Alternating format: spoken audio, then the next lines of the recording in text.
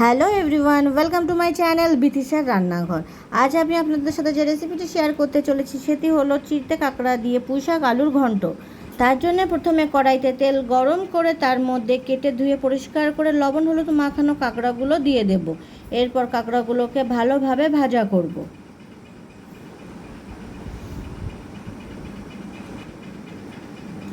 কাঁকড়াগুলো ভালোভাবে ভাজা হয়ে গেলে ভাজা কাঁকড়াগুলোকে তুলে নেব।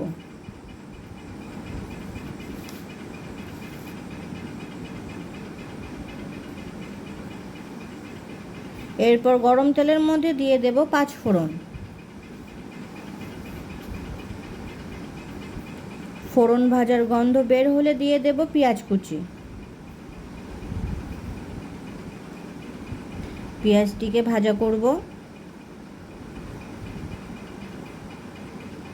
পেঁয়াজ একটু নরম হয়ে আসলে দিয়ে দেব কাঁচা লঙ্কা আর দিয়ে দেব রসুন বাটা। এবার ভালোভাবে ভাজা করব।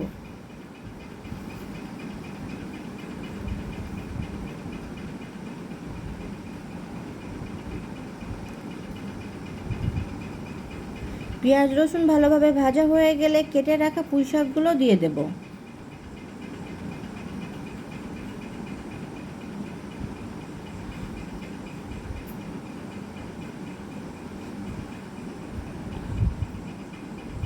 পুঁইশাকগুলো ভালোভাবে নাড়াচাড়া করব। এরপর দিয়ে দেব কেটে রাখা আলুগুলোকে।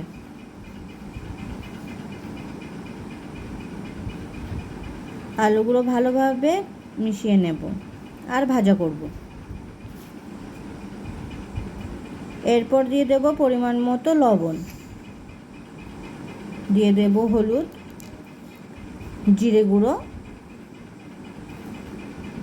গোলমরিচ গুঁড়ো আর দিয়ে দেব শুকনো লঙ্কা। মশলাগুলো ভালোভাবে আলু পুঁইশাকের সঙ্গে মিশিয়ে নেব আর কষতে থাকব।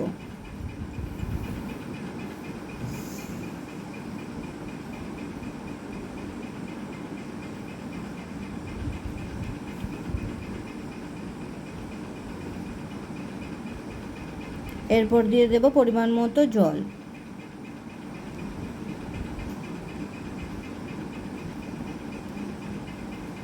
জল দেবার পরে ভালোভাবে নাড়াচাড়া করে নেব।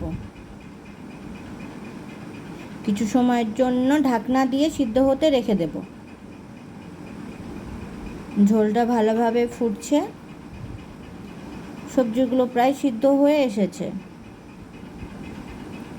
এরপর এর মধ্যে দিয়ে দেব ভেজে রাখা কাঁকড়াগুলো দেবার পর ঝোলটাকে ভালোভাবে নাড়াচাড়া করে নেব। আরও কিছু সময়ের জন্য ঢেকে ফুটতে রেখে দেব।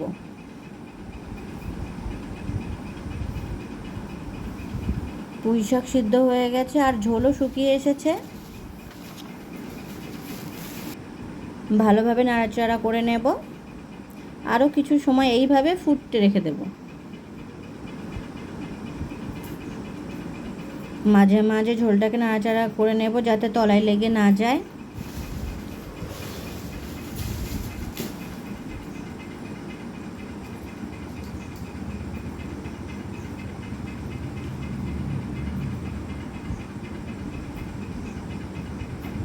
তৈরি হয়ে গেছে আমাদের চিতে কাঁকড়া দিয়ে পুঁইশাক আলুর ঘন্ট।